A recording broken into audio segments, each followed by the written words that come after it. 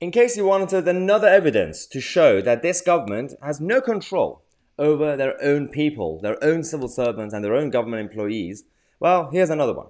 Boris Johnson recently came out to say that, well, we're going to fight against wokeism and all these diversity managers that's been hired by government departments. We need to reduce them. Sajid Javid mentioned it in the NHS, saying that stop wasting taxpayers' money on this sort of nonsense. Well, HMRC staff, the civil servants there, part of Rishi Sunak's department, are rebelling against that, and they're still wasting taxpayers' money on more diversity officers, managers, and much more on £50,000 salaries. So this is quite interesting. Guido pointed this out in the story. One of them is this: Equality, Diversity and Inclusion Advisor. So if you just want to be an advisor, you will get up to £42,000. These are what we call non-job jobs. They're not jobs. They're not real jobs. You're not contributing to society. You're not creating anything. You're not helping anybody. And you're just there so that the government could have the regular employment stats saying that, well, employment is still doing well. Yeah, because you've created so many government state jobs that are not really jobs. This is one of them. And then you have another one. If you want to be an equality, diversity, and inclusion business manager, so not just an advisor, you will get up to £48,000, almost £49,000 actually. And this is the application form is still, well, the application is still going for the next 3 days. So if you want to look for a job, if you want to work for the state, then do it.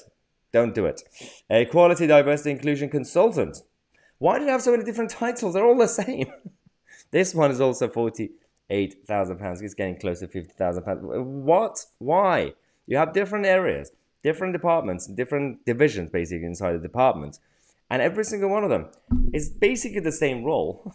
And they just change the title to create fake hierarchy. So you could actually get more money, and then you could have a career ladder inside the government. And you could be like, well, I started as an advisor, then I became a consultant, then I became a manager, and now I'm the head of civil service and I'm going to destroy the culture.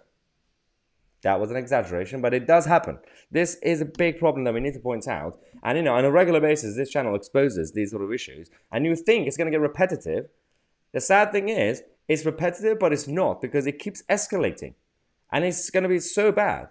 The moment the Labour Party get into power in some sort of coalition, because I'm still not convinced that Labour Party could get a majority. We don't really know. But even if they get into power with some sort of coalition government with the Lib Dems or the SNP, as we always warn, the country, they're not only that some of the measures that they're going to introduce instantly are going to be so destructive. For example, they're going to reduce the voting age to 16. They're going to give voting rights to foreigners.